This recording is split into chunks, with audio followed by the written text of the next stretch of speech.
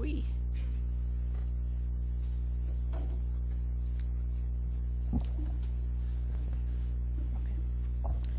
Okay, is that on?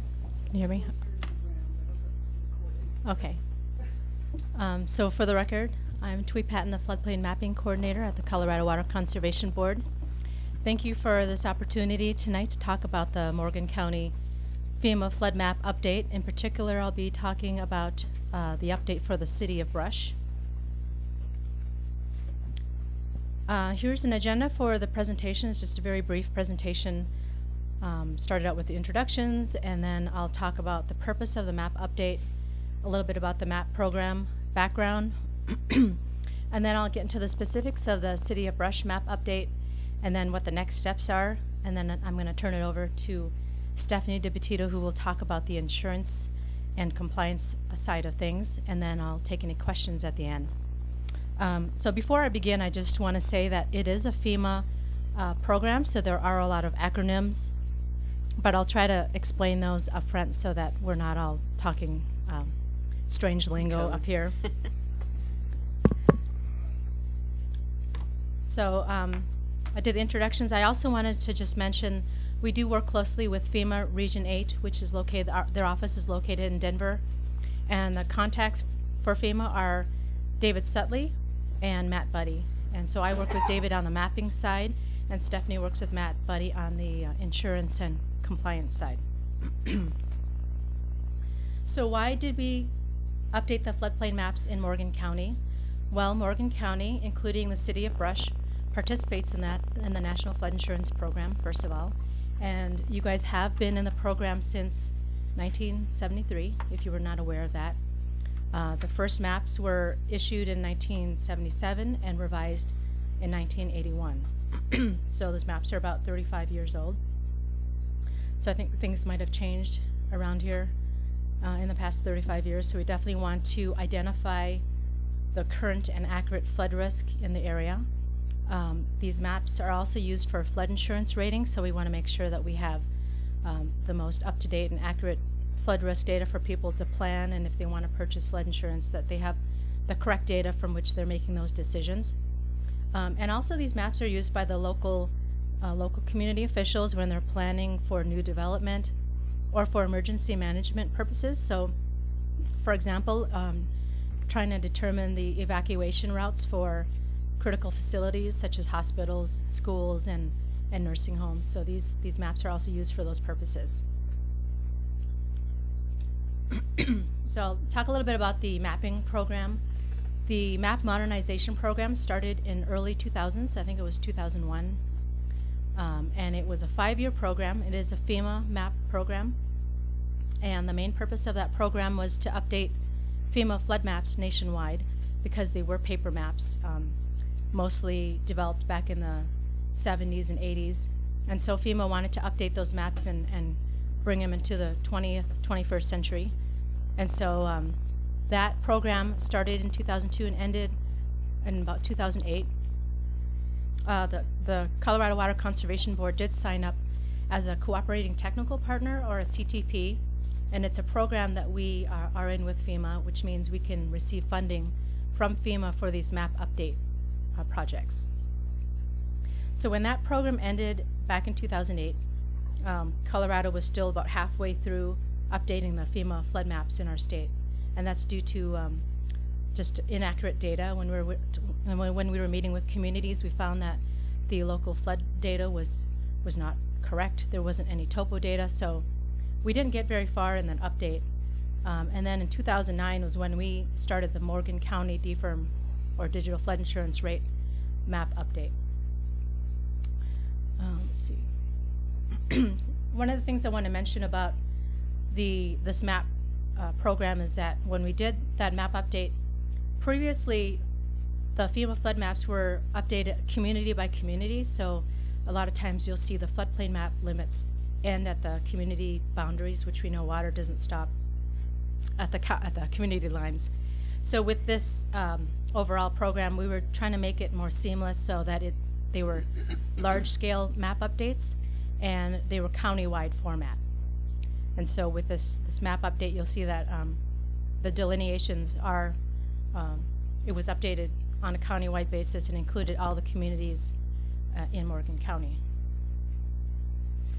And then in 2009, the program transitioned into what we now know as the Risk Map program. So we're still updating the FEMA floodplain maps, but in addition to that, the program is now expanded to provide flood risk awareness to community officials and the public at large, and also to provide assistance with flood mitigation.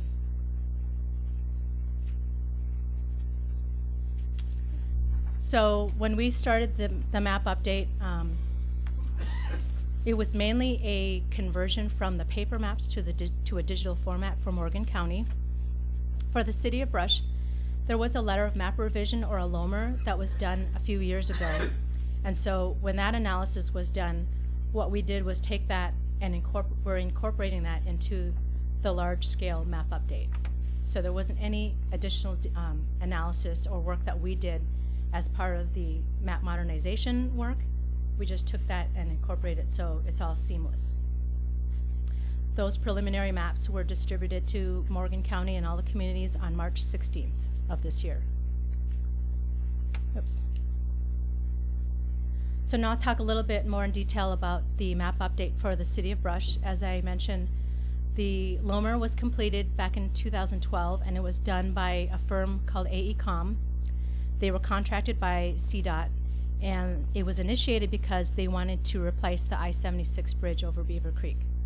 And so when they were in that process, FEMA said, we would like you to update the hydraulic model and find out what the impacts will be.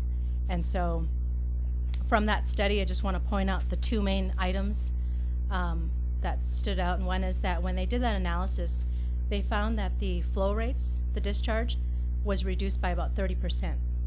So previously, in the effective flood insurance study for Beaver Creek done back in the 1970s, the flow rate was 55,200 cubic feet per second, and that flow was calculated through regression equations. And so with this LOMR that was done a few years ago, they did a more detailed analysis and found that that number was too high, and so now it's reduced. It's down to 38,400. So that was a big change from the study. And then the other big change was the original study did not include 5 structures or 5 crossings on Beaver Creek through the city.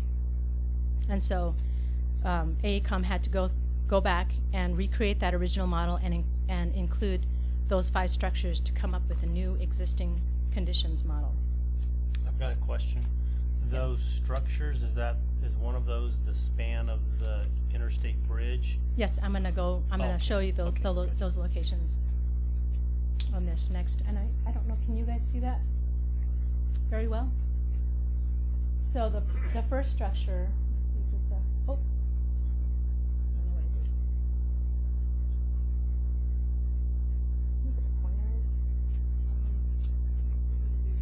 Oh, okay. Okay, so the first structure is I-76, so right up here. And then County Road 29 here. And then it's the rail embankment number 1, located up here.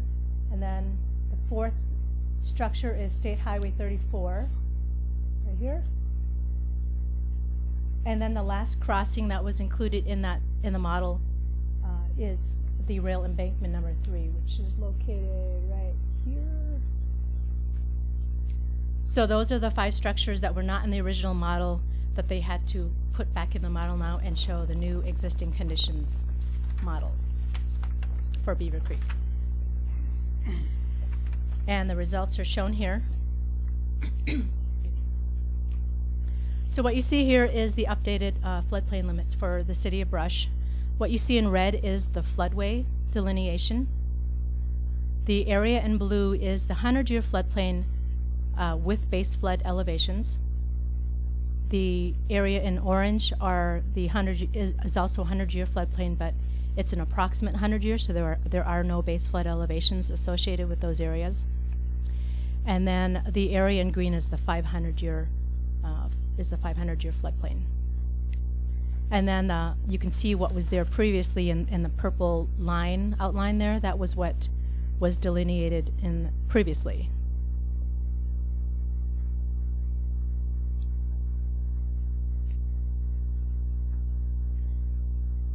I just put this map together to show you what it looks like on the FEMA map.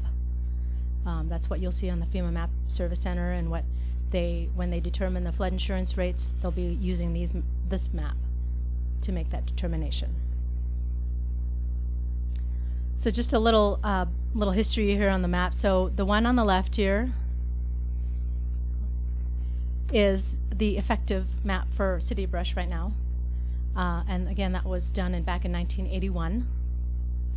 And as I mentioned earlier, we did the mapping community by community, and so it's like two puzzle pieces. So you see there this line here, the city limits is supposed to match this city line, or this community line here. So you put the two pieces together with the City of Brush and Morgan County. That was done in 1989, and that's your current floodplain delineations. Here's another comparison of the 1981 map and the one that we have proposed, the preliminary maps currently. So just a couple things to point out. So here's Mill Street here. There's Mill Street. Here's Ray Street here, and there's Ray Street here for your reference.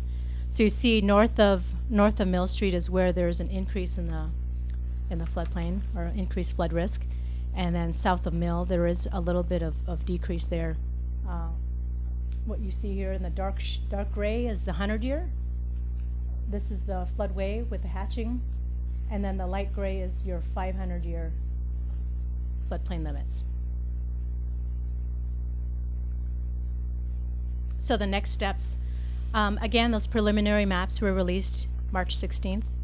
We did meet with the community officials on May 4th to go over the maps and then answer any questions and comments that they had on the maps.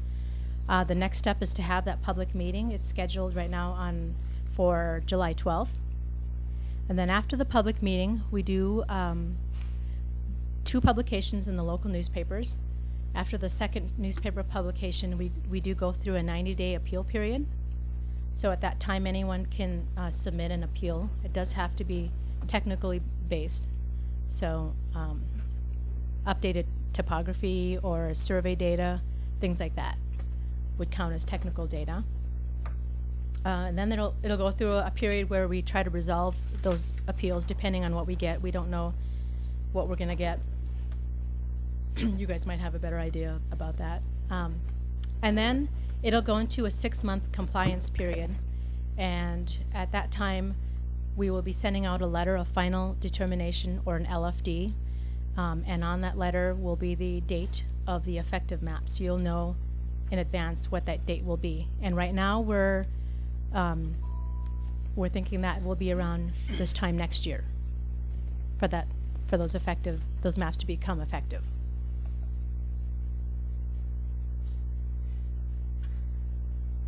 So now I'm going to turn it over to Stephanie to talk a little bit about insurance and compliance.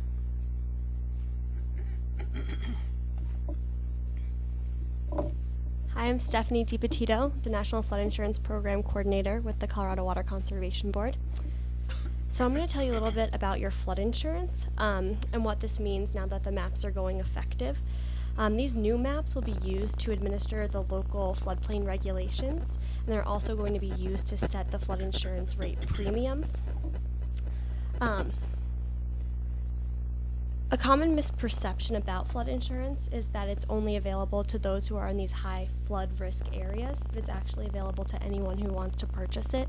They get a better rate for it, and now that you know or have a better idea of the actual risk and how close you are to these high flood risks, it's not a bad idea to buy flood insurance even if you're outside of the floodplain. About 25% of claims occur outside of the special flood hazard area. So there are different types of situations that may happen that you'll see here in Brush, and that could be that if you're in the low risk area, you might be moving into a high risk area, or you can see areas where we're moving from high to low. If you're moving from a high risk to a low risk area, you can now still keep that flood insurance but get a better rate for it. And if you're moving into a high flood risk area and you weren't in one before, by purchasing the insurance before the maps go effective, you'll get a preferred risk policy. So you'll be able to buy a policy at the rate it is before the map goes effective. Within 12 months of the maps going effective, you can still buy that flood insurance at the preferred risk policy, but it will go up no more than 18% each year until it meets the actuarial rate.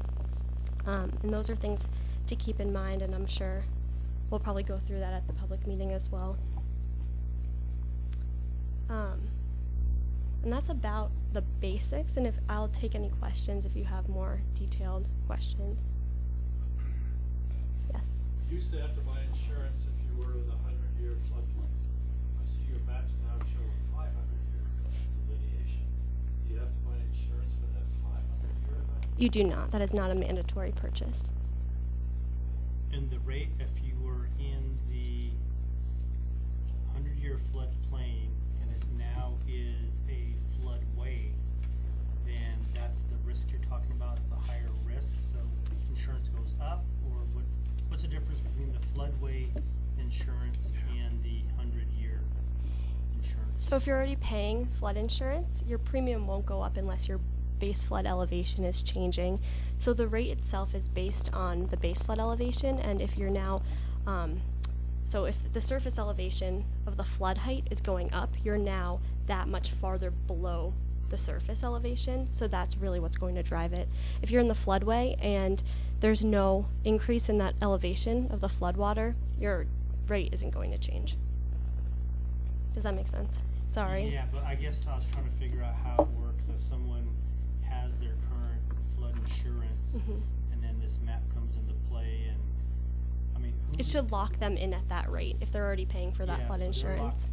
they're locked in, and then there's no situations where the insurance company has to go back to you and no one has to say where is that level, the base flood elevation. The insurance provider might look at that base flood elevation, but the floodway won't be the driving force. It will be the change of the BFE.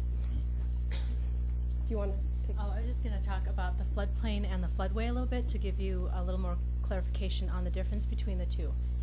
So the floodway is an additional model that we do that shows if we were to encroach in the floodplain, how much we can encroach in to raise the floodwaters.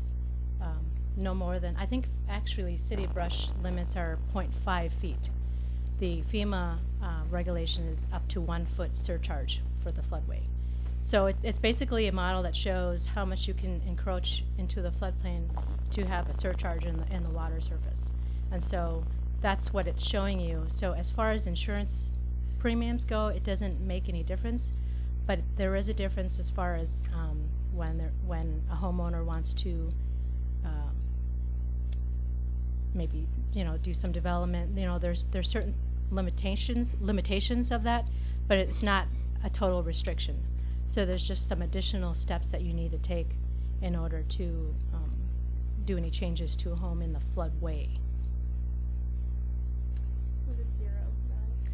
Yeah, you basically have to show a 0 rise when you're doing any development in the floodway.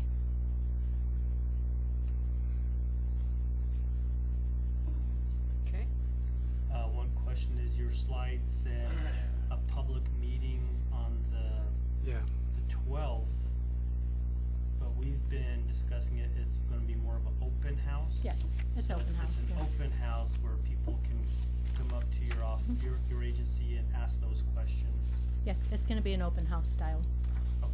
And we'll also have FEMA and insurance specialists there, and we'll have laptop stations set up so that if property owners want to go through their individual properties, they can get one-on-one advice and just look at it at a finer scale. Where does that meeting take place? It's over at the Morgan County Fairgrounds in the Mark Art Event Center. And we have that open house scheduled to begin at 4 p.m. on Tuesday, July 12th. And these folks have assured me that they will stay as long as it takes to answer everyone's questions who attends. I kept pressing for an end time, and they wouldn't give me one. So they're here to serve us that evening. We're from the government. We're here to help. We've heard that. Okay, I'm going to pass it back to Twee. She has one other interesting file here that's kind of fun from a technology standpoint that I just thought you guys might enjoy seeing. And they'll have this available at the open house on July 12th. So with that, we'll turn it back to Twee. Okay, so this is a KMZ file, and I don't really know what KMZ stands for, but it's through Google Earth. And it's a GIS platform, and then we just overlaid all of the floodplain limits, you know, the proposed and the effective, the old limits, so you can kind of see what they are. So the red is the floodway, the light blue is our proposed floodplain, and then the red, and we can probably change some of the settings here, but the red, you can kind of see that red outline. That's the effective floodplain right now for City of Brush.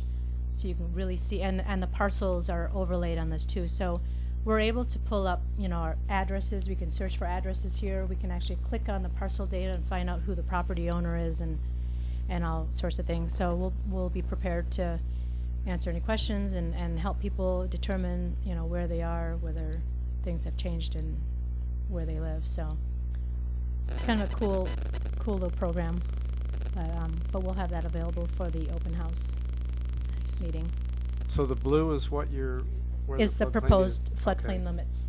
Yep. Okay, because I had heard that certain areas of the city would be out of the floodplain, other areas of the city might be in it. Right, and so you see that in here is an area that is no longer going to be in. That's an example of an area that is now will no longer be in the floodplain. Oh yeah, I'm not seeing how. Okay, so the red line is where your effective. Oh, I'm not seeing that There's a red little line. red Oh line. yeah, yeah. Okay. Sorry, that's why we need to change that Okay. for the Alright. open house. But Okay. And where can we overlaying go to everything see that? really. I'm Can sorry? people go online, you say, to see this floodplain We don't before have that this meeting? online right now, but we could probably make something like this available if you think that would be helpful.